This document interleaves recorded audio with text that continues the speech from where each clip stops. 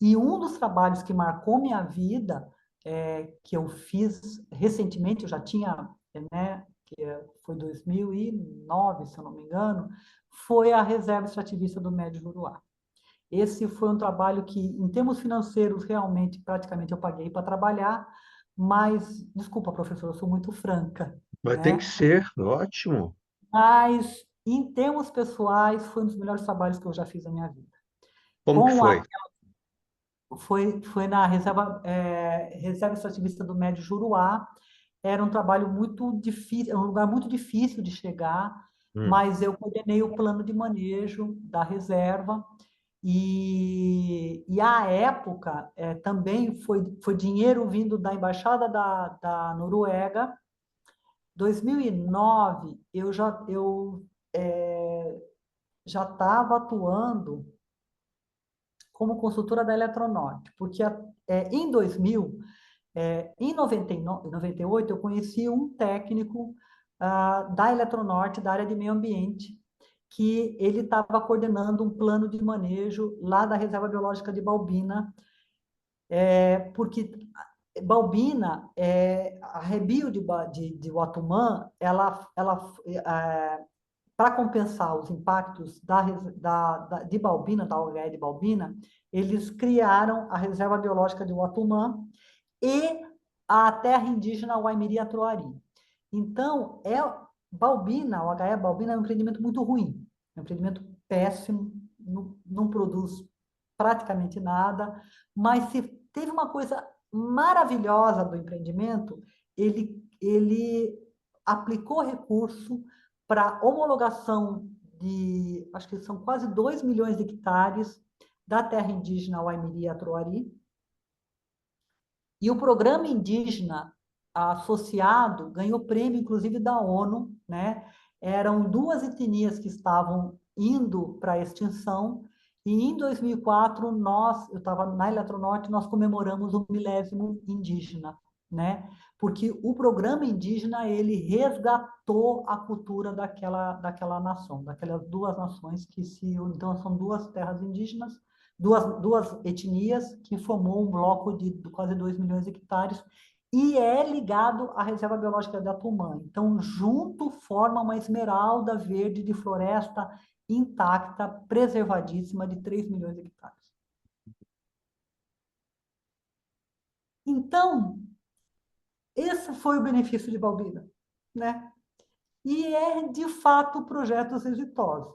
Eu não trabalhei em Balbina, não conheço fisicamente, nem a reserva biológica, mas eu conheci o rapaz que estava coordenando esse plano de manejo, tal, que era da Eletronorte, hoje ele já se aposentou, e eu estava lá no IBAMA, como eu trabalhava com plano de manejo, consultora tal, vivia lá no IBAMA, fazia tempo de referência, então eu trabalhava em vários planos, junto com a equipe de planejamento, e me chamaram para participar da reunião em que estavam analisando o documento que ele escreveu, e a gente teve uma conexão, hoje ele é meu grande amigo, né? Eu falei assim, Valéria, você não quer, nós estamos precisando de alguém lá na Eletronorte, né? Nós estamos na segunda etapa de Tucuruí, porque Tucuruí foi projetado em duas etapas, né? E eles estavam com a etapa de ampliar a capacidade de Tucuruí de 4 máquinas de 4.000 megawatts para 8.000 megawatts. Então, eles tinham que altear o reservatório, né? E com isso aumentar um pouco o reservatório de Tucuruí para ampliar a capacidade geradora. O reservatório de Tucuruí é uma usina, não é uma usina a fio d'água, é uma usina de reservatório de acumulação. O sim. que que isso implica? Foi a Camargo Ele, Correia, né, que construiu, né? acho que sim, Camargo É, Correia, foi. Teve uma é, amiga minha que era professora de história, de Sorocaba mesmo aqui, foi para lá. Trabalhou e eu acompanhei uma série de coisas que ela fez. Depois fui visitar. Eu fui até o Belém do Pará, tudo. Eu fui na região, não cheguei até a represa, né? Mas me encontrei com um grupo que trabalhou lá na ocasião. Foi muito bonito, hein? então, Tucuruí foi década de 70, né? Então não Foi. tinha a CONAMA, não tinha estudo de impacto ambiental, então foi feito. E Tucuruí é licenciado pelo Estado do Pará, né? Com a segunda etapa, foi feito. Aí, com a resolução CONAMA, de estudo de impacto ambiental, tal, foi feito toda uma organização do licenciamento. Então, tinha programas ambientais, né? Análise de água. Então, eu acompanhei bastante isso. Na verdade, eu não conhecia. Quando ele me chamou, falou: Valéria, nós precisamos de alguém que analise, porque nós estamos agora na segunda etapa, né? Já foi feito o ajuste no licenciamento, porque a hidrelétrica anterior, né, a 89, né, quando com a saída das orientações do Conselho Nacional do Meio Ambiente, que exigia estudo de impacto e tal. Mas agora nós estamos na segunda etapa, então a gente precisava analisar a compensação ambiental, né? Porque a compensação ambiental é o que o empreendimento, aquele impacto que ele não consegue mitigar, ele não consegue controlar, ele compensa com ou aplicação de recurso numa área protegida ou cria uma área protegida e aplica recurso para a manutenção dessa área. Então, ele falou: você não quer fazer um estudo nas ilhas porque ali é uma área de proteção ambiental estadual e tem 2 reservas de desenvolvimento sustentável nas ilhas, né? E aí você não quer fazer esse estudo para a gente, que eu trabalhava exatamente com isso, para ver a compensação ambiental. E aí eu falei: topo. Foi aí que eu entrei, que eu conheci a equipe da Eletronorte, que eu comecei a interagir com eles. Então, a gente fez um estudo, a gente pegou umas imagens satélite, eu peguei um parceiro, porque não é uma área que eu domino, ferramenta de SIG e tal, e a gente, mas eu trabalho muito com análise de paisagem, né? Daí nós fizemos toda uma análise das ilhas do reservatório, de como de Tucuruí, né? E para propor ações da compensação ambiental. Fizemos isso em 2000, apresentei isso na Secretaria de Meio Ambiente, claro que depois que a Eletronorte anuiu e tal, e aí a gente fez os cálculos, tem uns cálculos de quanto que deveria aplicar naquela área o empreendedor e quais as ações, né? Quais as ações deveriam aplicar. E aí eles me convidaram para trabalhar na Eletronorte, né? Em 2000. Aí o meu chefe à época, ele me conheceu, que era chefe desse colega que me chamou para fazer essa consultoria, e ele falou assim: Valéria, você não quer acompanhar o EIA-RIMA de Belo Monte? Né? Falei: eu não, EIA-RIMA não presta para nada, só documento para validar empreendimento ruim, empreendimento que vai destruir e tal. Ele falou assim para mim: que tal mudar essa história? Que tal mudar? Essa história, Ah, essa história. é. Que tal a gente fazer diferente? Ele me provocou. Aí eu fui. E a equipe da Eletronorte foi assim, até hoje eu tenho amigos, né? São amigos queridíssimos. Foi uma escola para mim. Eu virei barrageira. Uhum.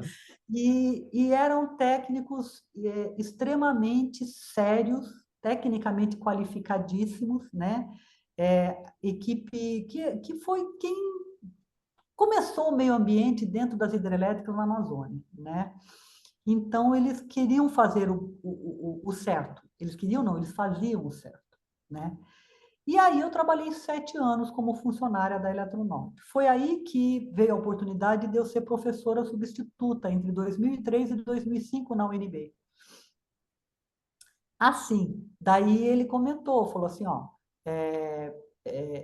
venha, a gente está começando o estudo de impacto ambiental da OHE Belo Monte e a gente precisa mudar essa lógica, né?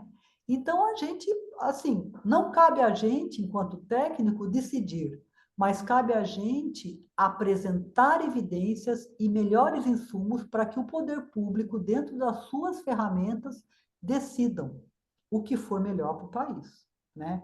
Então, eu acompanho, eu coordenei, não, aí primeiro eu fiquei 7 anos na Eletronorte, e acompanhei vários projetos, acompanhei inclusive o primeiro estudo de impacto ambiental de Belo Monte, como Eletronorte, né? Era feito por uma empresa contratada, na verdade era um convênio com a Universidade Federal do Pará, então os estudos de campo e tal, só que o Ministério Público entrou com uma ação e não deixou os estudos continuarem em 2002, e aí essa ação foi se arrastando até 2006. Eu ainda estava na Eletronorte.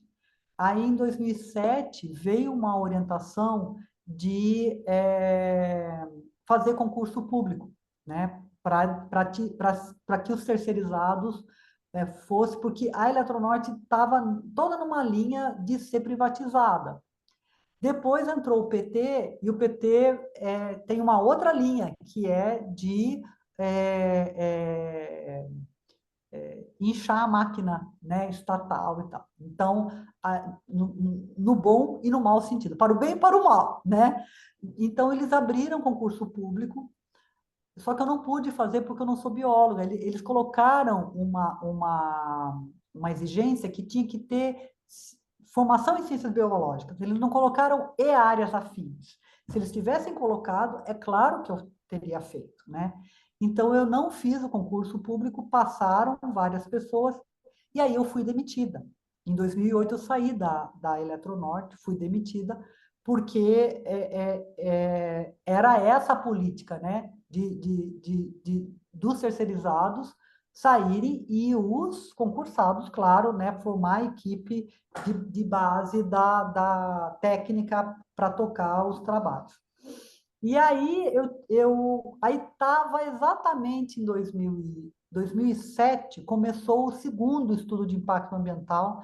2006 teve uma negociação governamental e o IBAMA teve todo um processo e eles conseguiram vencer o que o Ministério Público colocou e retomar os estudos de impacto ambiental de Belo Monte. Em 2006, o IBAMA emitiu um termo de referência para a realização dos estudos de impacto ambiental. Em 2007, eu ainda até participei um pouco, né, dentro da Eletronorte, da discussão desse termo de referência, da contratação da equipe para fazer, né, esse estudo de impacto ambiental gigante, né, porque realmente é muito complexo, né? Normalmente você estuda os 3 meios, físico, biótico e socioeconômico, avalia, faz um diagnóstico, né? Tem metodologia, tem etapas e tal. E eu tive, de novo, a maravilhosa oportunidade de coordenar o meio biótico do EIA, né? Então, em 2008, eu fui chamada pela empresa Leme Engenharia, à época.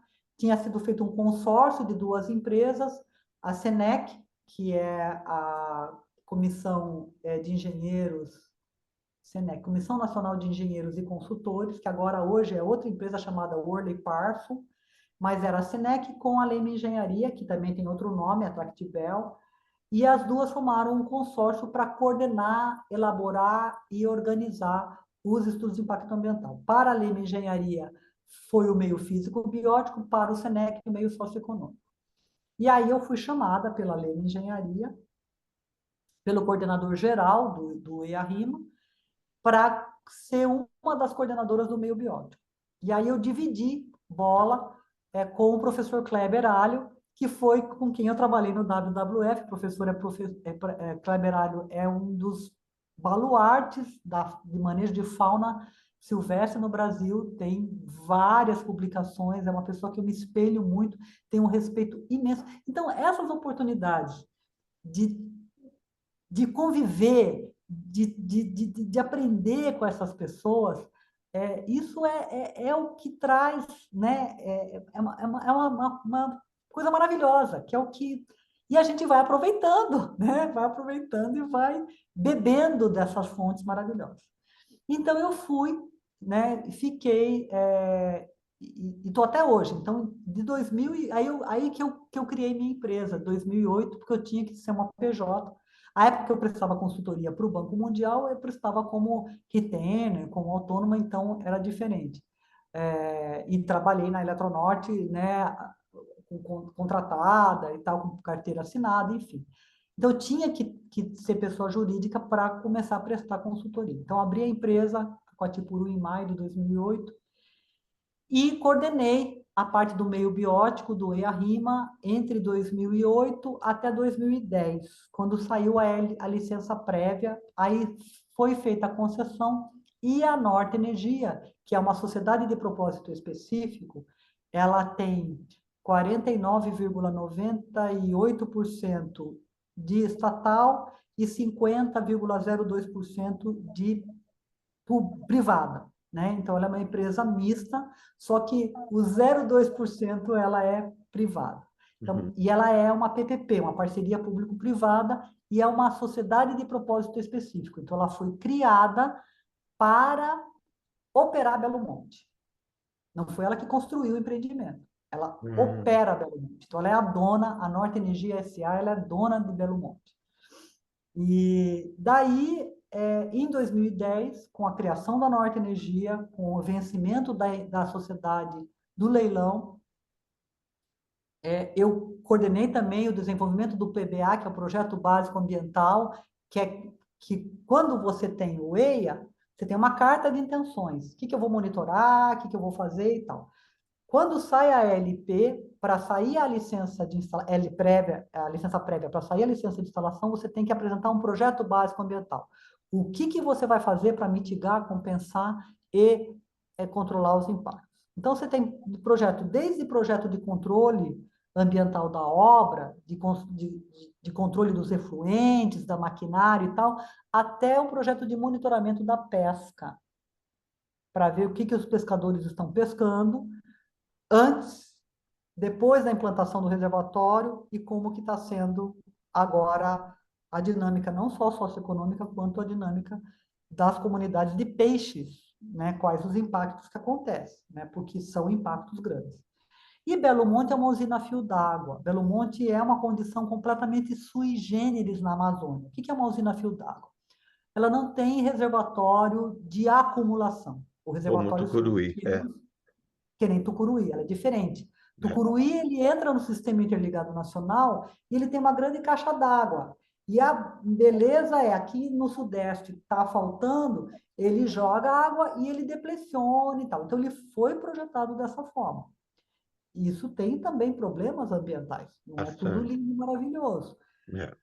Belo Monte, ela tem o arranjo do empreendimento, era Babaquara, Cararaô, na década de 80 e tal, só que ela inundava duas terras indígenas, inundava muito, era reservatório de acumulação.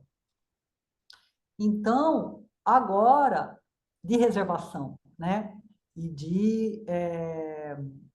que funcionava feito uma caixa d'água. Com o rearranjo, a modificação do projeto, o reservatório que fica na calha do rio, ele foi para montante 70 quilômetros. Então, ele tem duas terras indígenas a jusante dele. Ele não inunda, mas, ao mesmo tempo, tem um trecho de vazão reduzido a jusante dele. Porque como é que é o arranjo de Belo Monte? Tem uma barragem ali no Xingu, no médio, baixo Xingu, numa área estratégica, uma barragem baixa que chama Pimental. Antes disso, tem um canal de derivação e foi criado um reservatório em terra firme que joga água para 18 turbinas em Belo Monte. Então, a principal geração é um complexo hidrelétrico. Tem duas casas de força. A casa de força em Pimental e a casa de força lá embaixo, que devolve a água, e a água sai daqui e vira na Volta Grande e junta com lá. Então, tem 4 compartimentos de impacto, de análise de impacto e de manejo desses impactos. O reservatório na calha do rio, o reservatório intermediário, que ele foi criado, é um sistema novo, foi criado em terra firme, o trecho de vazão reduzida, que vai estar diminuindo a vazão, e ali tem 2 terras indígenas, 23 comunidades, além de todo o ecossistema, e o trecho de restituição de vazão, que é onde junta as 2 vazões, sai da casa de força principal e vem desse trecho de vazão reduzida, que aí a vazão, a quantidade volta a ser normal, que é o trecho ajusante de todo mundo ali. Então, é um desafio, é um empreendimento complexo e tem uma turma nacional e internacional extremamente contrária ao empreendimento, por questões ideológicas. Então, E qual a a razão? gente Porque foi interrompido várias vezes exatamente por causa disso, né? foi, na verdade, há um pouco também de ideologia mesmo, né? Mas, assim, é inegável os projetos e o que foi feito pelo empreendimento para a região, né? Os trabalhos socioeconômicos. Claro, todas as hidrelétricas retiram população, a população, principalmente a população ribeirinha, Ribeirinha, ali de Altamira, ela foi muito impactada, tinha várias palafitas, os igarapés de Altamira eram um lixo. Eu que frequento a região há 24 anos, estou envolvida no empreendimento há 24 anos, eu via o lixão crescer e multiplicar na beira da Transamazônica. O empreendimento, parte das ações de compensação do empreendimento foi criar um aterro sanitário controlado e implantar 100% de saneamento básico em Altamira. Altamira tem 100%, só não tem 100% por questões técnicas, mas as fossas negras que existiam, hoje são fossas biodigestoras, fossas sépticas. As palafitas, 8.000 palafitas que ficavam naquele garapé, naquela coisa com fossa negra, eu tenho foto disso, sabe? Caía a criança, a água subia naturalmente do rio, entrava nas palafitas, aí a prefeitura de Altamira abria lá o centro agropecuário, botava a lona e as pessoas iam morar lá 3, 4 meses durante o inverno amazônico, de dezembro a fevereiro, porque entrava cobra, entrava jacaré dentro de casa, entrava rato, né? Porque a água subia e vinha, e eles não conseguiam ficar ali. Não tinha energia elétrica, não tinha água tratada, não tinha nada. E acontecia, inclusive, acidente. Eu lembro uma vez, numa reunião, no primeiro EIA, o professor da Universidade Federal do Pará, que estava fazendo toda a questão do diagnóstico socioeconômico, ele falou, olha, a gente não tem estatística de quantos acidentes ocorrem aqui. Se for mulher e criança, principalmente, porque são os invisíveis, né? Se for homem, até que a gente pode, né, que morre caindo nas palafitas e tal. Uma condição de criminalidade gigantesca, sabe? Enfim, e tudo isso hoje tem 6 novos bairros em Altamira, essas pessoas foram reassentadas nesses realidade. novos bairros, chamado RUC, Reassentamento Urbano Coletivo. As pessoas já incorporaram tudo com é, é, é, internet, telefone, pavimento urbanizado, água tratada, as casas são casas, tem casas de 3 quartos, são 3 quartos, 2 banheiros, tem casa para cadeirante, inclusive 65 metros quadrados. Os terrenos eles estão receberam isso, receberam a como é que fala, o registro, a escritura da casa, né? Então, é um trabalho maravilhoso.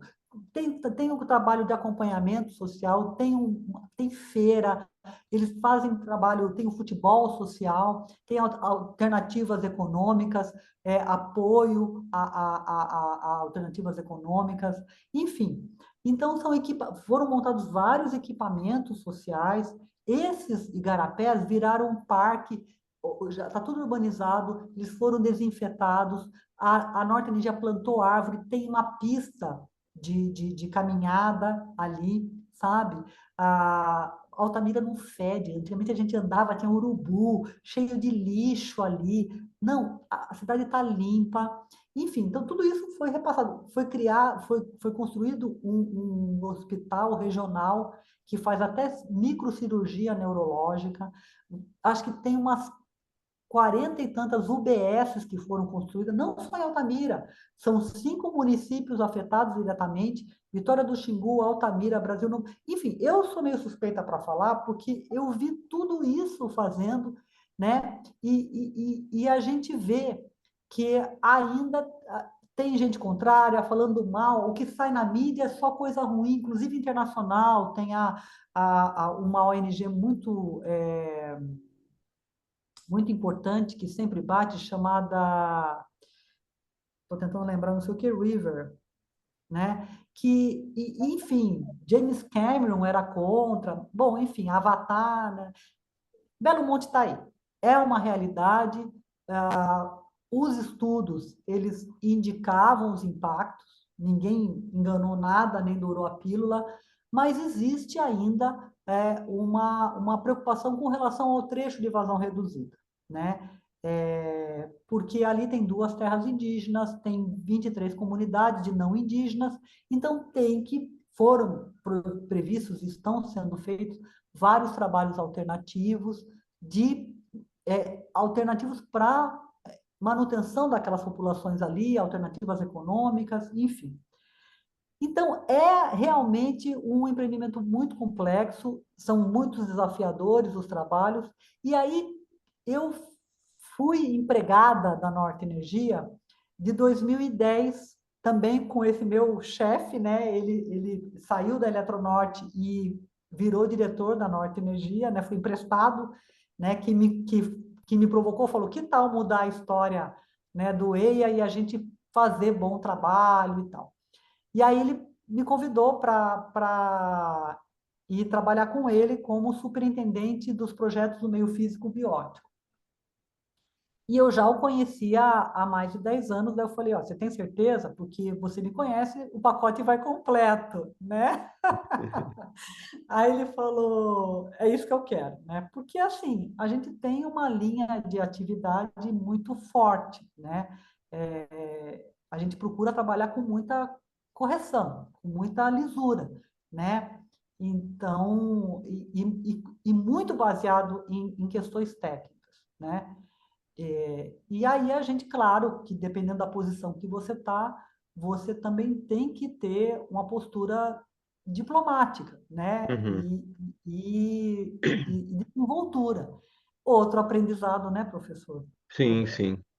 Existe, Então, existe também outro lado, né? Por exemplo, eu fiz uma viagem pelo Rio São Francisco, uma ocasião, né? Minha irmã morava em Sergipe, e eu fui pelo Rio São Francisco, né? Naquela barca, que inclusive aparece na novela O Velho Chico, né? Então, eu fiquei há 4, 5 dias dentro dessa barca, né? Subindo o rio. E eu vi ali, né, as populações ribeirinhas subindo na barca, porque as casas deles estavam sendo invadidas pela água, né? A represa de Sobradinho, né? Então eu senti isso de perto, sabe? Tem uma história até de uma senhorinha que foi muito dolorida, porque ela foi a última a sair da casa, porque a bisavó dela tinha nascido naquela casa, e aí, conforme a água foi subindo, a população foi indo embora.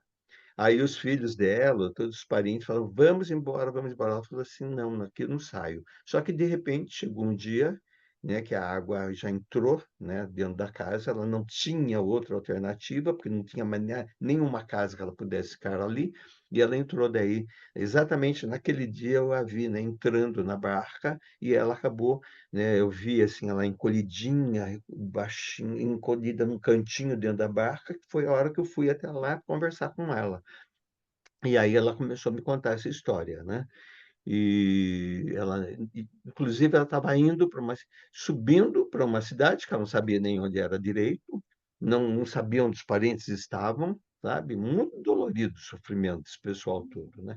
é E depois assim, tem até um filme que vale a pena também assistir, né? Relacionado a isso, que é Os Narradores de Javé.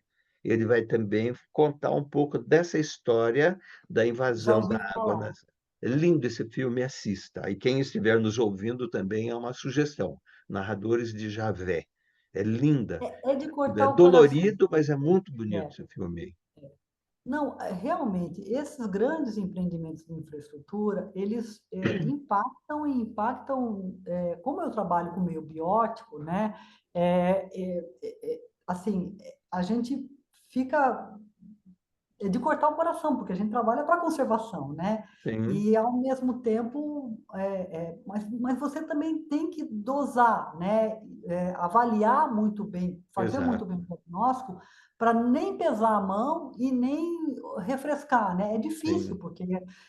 mas o impacto socioeconômico, ele tem, não, são dimensões, às vezes, intangíveis, né? Há uma ruptura do modo de vida, há uma ruptura da referência, memória afetiva, da referência daquela população. Muitos são populações tradicionais, muitos são ribeirinhos, né? Eu também, durante o EIA, a gente ia nas ilhas, tem a tal da dona, é, é, dona Almira, né, que eu parei na senhorinha, ela estava com o joelho enfaixado como é que chama? Aquele combustível, não era gasolina, óleo era diesel? óleo diesel, ela estava com um pano empapado. Eu falei, que só tem no joelho? Ela, ele está meio inchado, daí falaram que enrolar num pano com óleo diesel melhora. Eu falei, dona a- é, Almira, Altamira, sei lá, o nome dela era parecido com o nome da cidade. A senhora não. O pessoal da Funasa não vem aqui de barco, porque eu rodei muito a Amazônia. A Funasa era a única instituição que chegava. Funasa e Ibama. Eu fiz um trabalho depois da RDS Amanã, em Mamirauá, ficava lá em cima. A gente alugou um barco regional, a Estação Ecológica de Joami-Japurá, né? Que pegava a confluência do rio Joami-Japurá, foi criado pelo secretário de Meio Ambiente à época, né? Vou lembrar o nome dele, né? Dr. Paulo Nogueira Neto, e ali realmente a, a gente era a Funasa que chegava, era a Funasa, garimpeiro e IBAMA, né? Então eles eram os salvadores da pátria. E ali em Altamira, né, a ilha que essa senhora morava ficava a 15 minutos de barco, de voadeira para Altamira. Falou, ih, filha, não chega ninguém aqui não, né? Minha filha já falou, a filha dela morava na cidade, para eu ir lá para a cidade e tal, mas eu não saio daqui. Aí no fim ela me deu um cupuaçu, porque eu adoro cupuaçu, fui tomar um Nossa, eu café também. com ela. É uma graça, né? Você adoro, eu sou louca por conviver com essa turma. Eu também. Acabei de chegar, voltei de falar com ela que a gente estava fazendo um reconhecimento de campo e tal, né? E a gente estava numa equipe multidisciplinar. Professor Roberto, chegamos no porto de Altamira, era umas 6 horas da tarde, eu vejo o funcionário da Funasa, o carro da Funasa, uma caminhonetona, ele dirigindo com uma loirona do lado, 6h30 da tarde. Então, tem dinheiro para rodar com caminhonete, mas não tem dinheiro para colocar o diesel lá, o combustível, para pegar uma voadeira e dar assistência para os ribeirinhos, né? Uhum. Enfim, E como então, você encara a questão da transposição aí do Rio São Francisco? Como que está a situação atualmente? eu não sei, professor, porque eu, infelizmente, não tenho acompanhado, Sei. né? Eu acho muito complicado, assim, quaisquer ações de engenharia envolvendo o recurso hídrico, se você não toma as ações principais para proteger as margens, os mananciais, as nascentes, então não adianta nada, né? É, Você, sabe, enxugar gelo. E nós temos, por exemplo,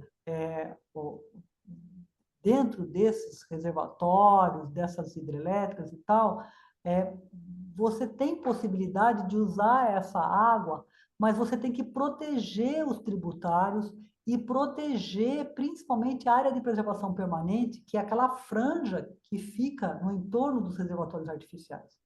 E as pessoas estão poluindo, estão destruindo e estão desmatando. E às vezes colocando pivô central e tal, substituindo essas áreas que são áreas de recarga de aquífero por lavoura e tal. Então, não adianta, a matemática não fecha.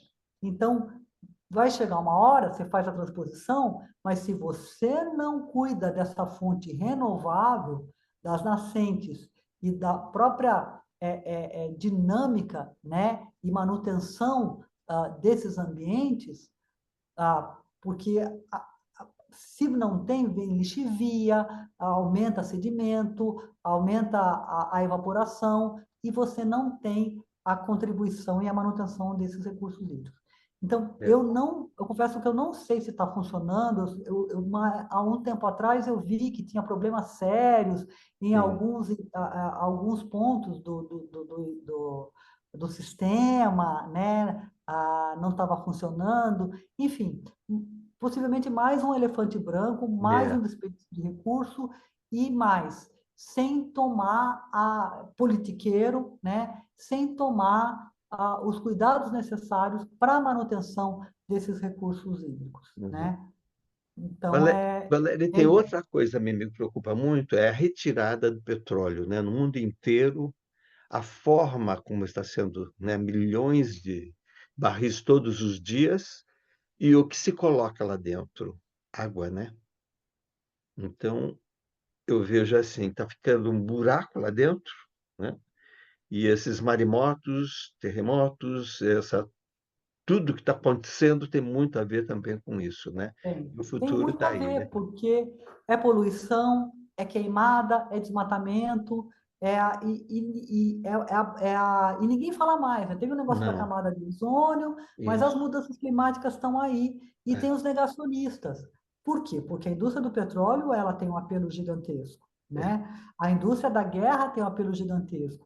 E a gente está vendo, assim, o ser humano, nós estamos aqui enxugando gelo, nós somos uma uhum, areia no oceano. Eu nem assisto muito televisão, começo a ficar desesperada, né? E eu assino uma newsletter da ONU, mas eu passo os olhos, né?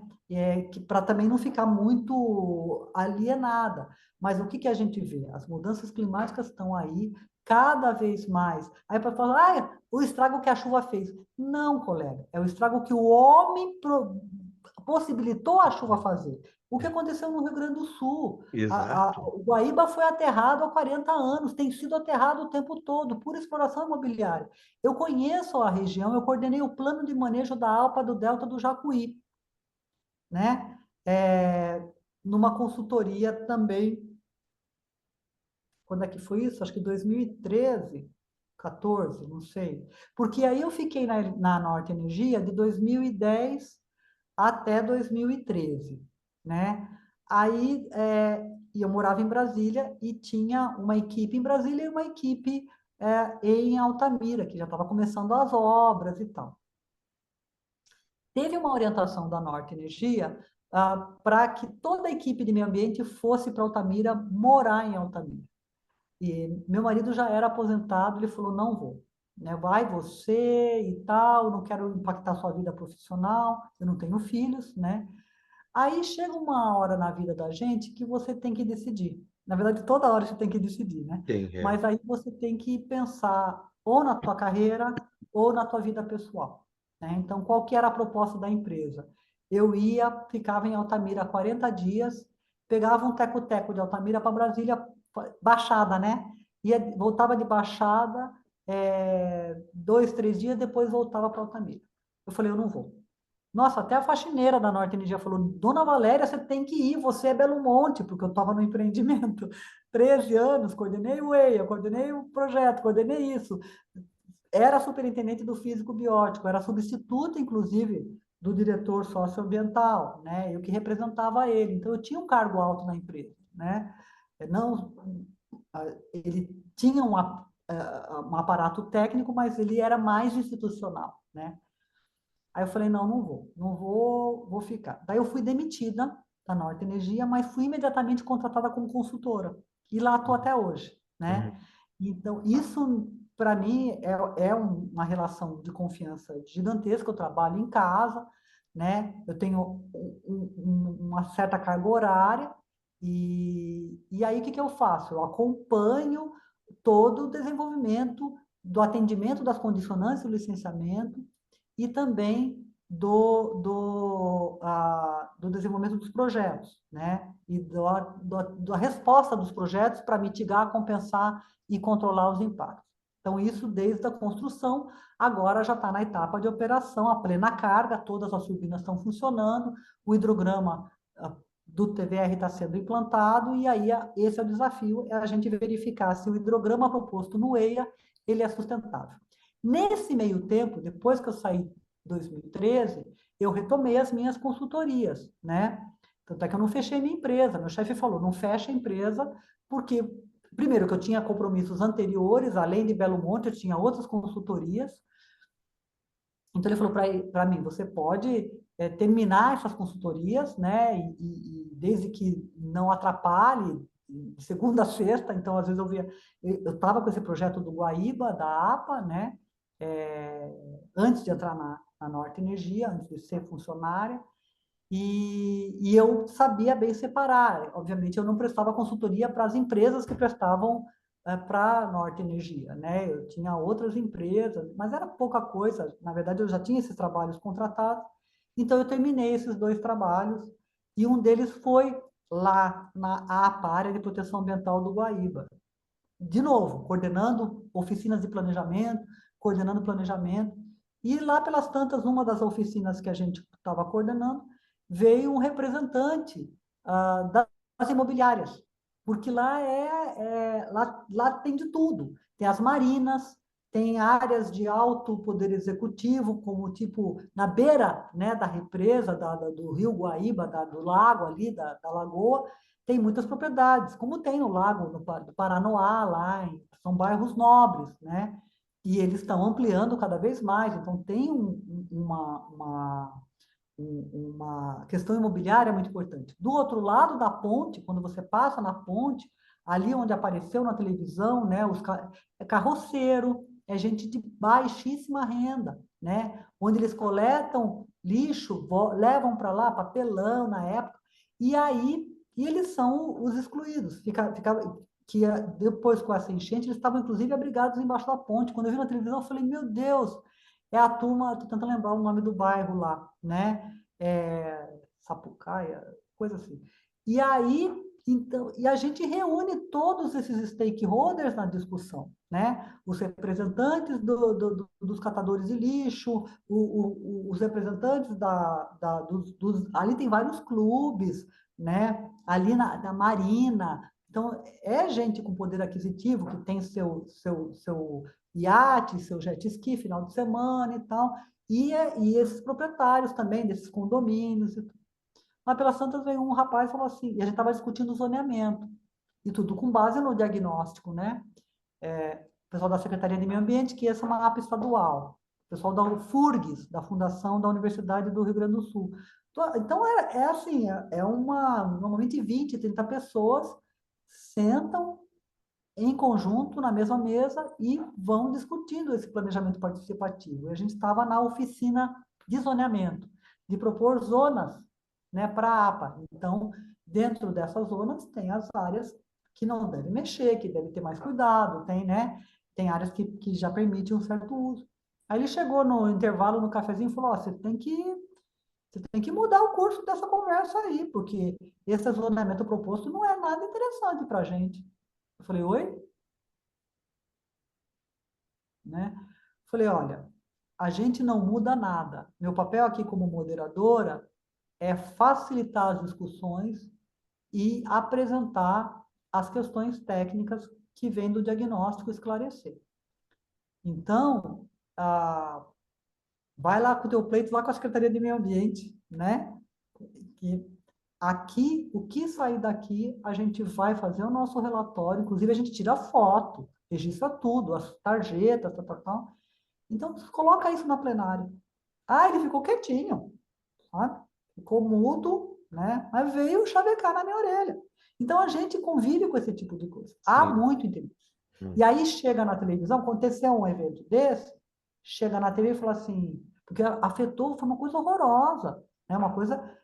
E esses eventos climáticos vão acontecer com mais frequência, com mais intensidade, tanto secas extremas quanto cheias extremas, né? E tudo muito intenso. Isso é mudança climática. E o homem está provocando. O homem está provocando isso há anos, desde a Revolução Industrial. Então, a poluição, o aumento de desmatamento, enfim, são várias questões que estão, o uso inadequado, né? Obras como essa de transposição de rio, só que sem cuidar dos recursos hídricos, sem cuidar, né, da conservação do solo. Então, quando chega e fala assim, a chuva causou estrago, né? Não, a chuva só, ela está fazendo, ela está Uhum. chovendo, Né? né? O problema Né? é o ser humano que está interferindo tanto, está mexendo tanto, sem consequência, e aí ele mesmo está provando do próprio veneno. Né? E aí os próprios coitados, né? Né? Que às vezes não tem, porque essas áreas impactou inclusive áreas muito valorizadas, né? Não só em Porto Alegre, como em outras cidades, né? Que a gente viu casas na beira, então você não vê nenhuma área de preservação permanente, você não vê nenhuma área de recarga, nenhuma área né, que possa, ou seja, ninguém quer ficar na beira ali, não tem Uhum. nenhuma proteção. E aí, claro, não tem para onde escapar. Mas não E precisa ir aí, longe, aqui em Sorocaba, no Parque das Águas, tá? Eu lembro quando começaram a vender aquele loteamento, um irmão meu falou, eu vou comprar um terreno. Eu falei, onde? Ele falou, em tal lugar. Eu falei, você está louco? Eu, por quê? Eu falei, ali abaixo do nível do rio, está ao lado do rio. Aquilo vai alagar tudo. Então, alguém da prefeitura liberou essa venda, é, entende? E exato, hoje está aí o problema, mas tem que ser resolvido. Não tem que basta do ser jeito que está, resolvido. porque vai acabar alagando tudo. Aquilo não adianta ficar Sim, colocando o motor funcionando para tirar água, colocar ali um lago para jogar água para o rio de novo, vai voltar água. Entende? Então é evidente. Então precisa ter uma pessoa corajosa que chega e vai colocar, fazer a transposição daquelas pessoas que moram naquelas casas e isso. resolver o problema, E, porque não, e mais, é mas a gente evidente tem que isso. fazer.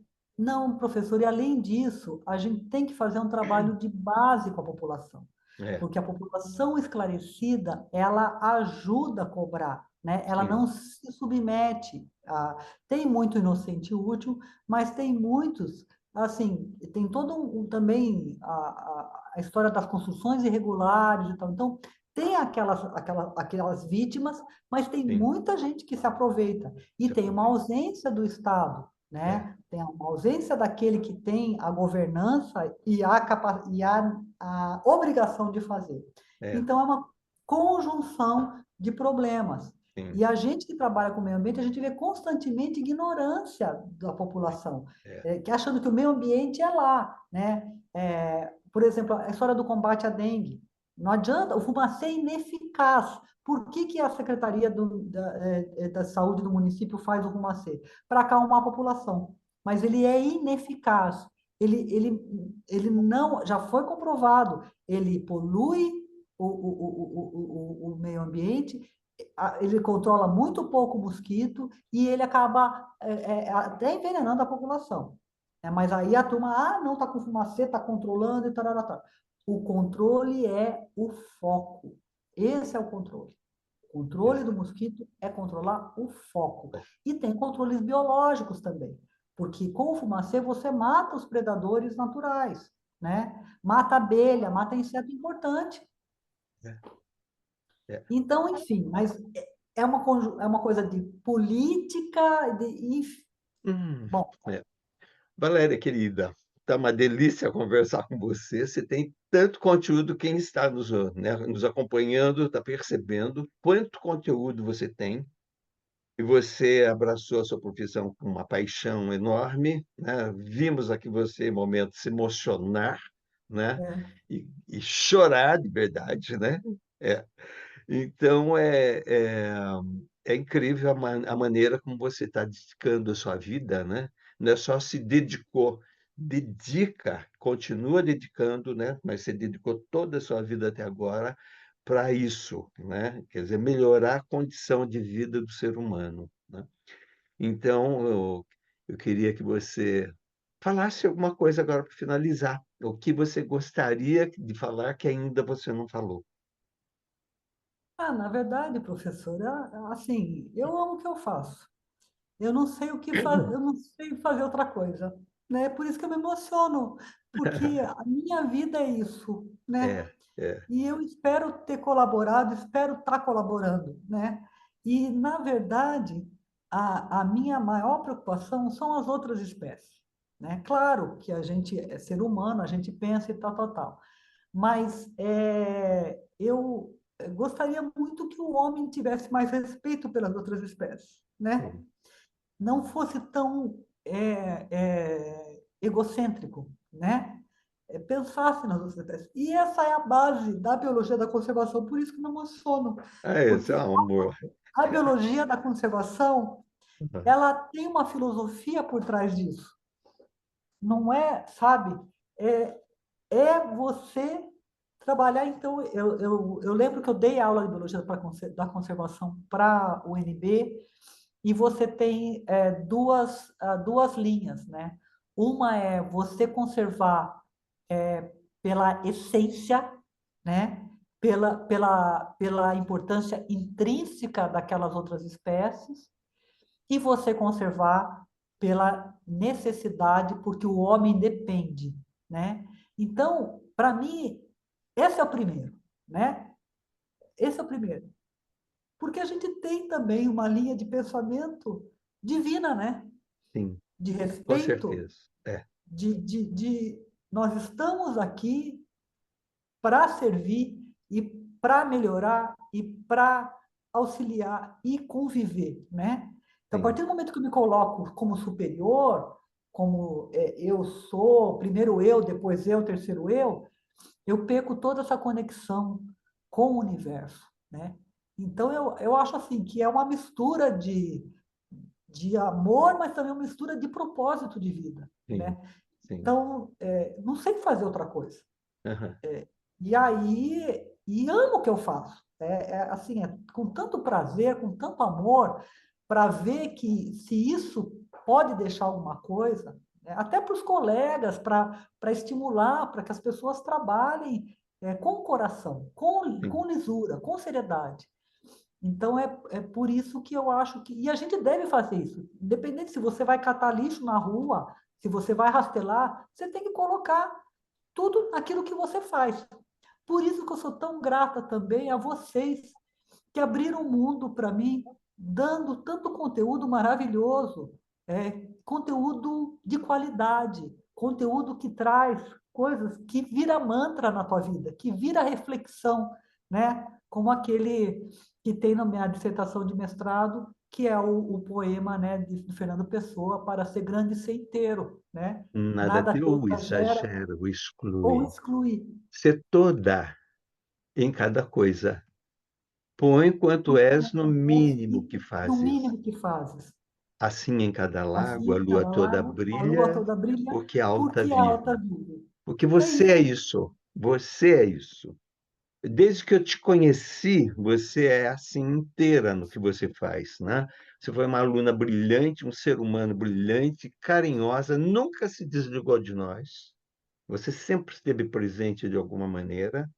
E hoje, vendo você contar tudo isso, é tão lindo, sabe? Eu agradeço de coração, tá? Por Eu que você. agradeço, professor. Você é maravilhosa, o seu trabalho, a sua dedicação. As pessoas, conforme ouvem o seu relato, você em nenhum momento falou nada de riscos. Você, para desenvolver o seu trabalho, estar indo nesses locais todos, né?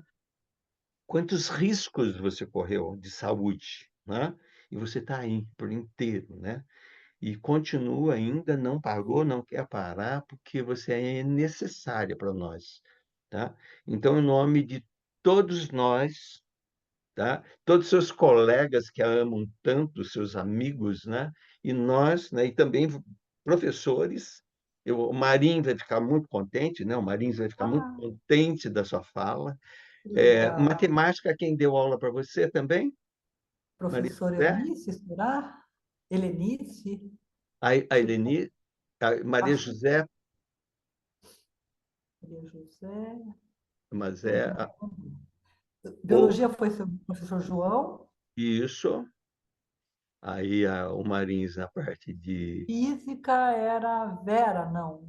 Isso, a Vera. A A Vera também é uma Vera, pessoa presente, ela vai é, assisti-la, com certeza. inglês Maria, era Não é Maria José Badini que deu aula com você também? deu aula Deu. também. Então, mas o Evaldo não chegou a dar, né? O Evaldo no Não, colegial não, né? Matemática não. não. É.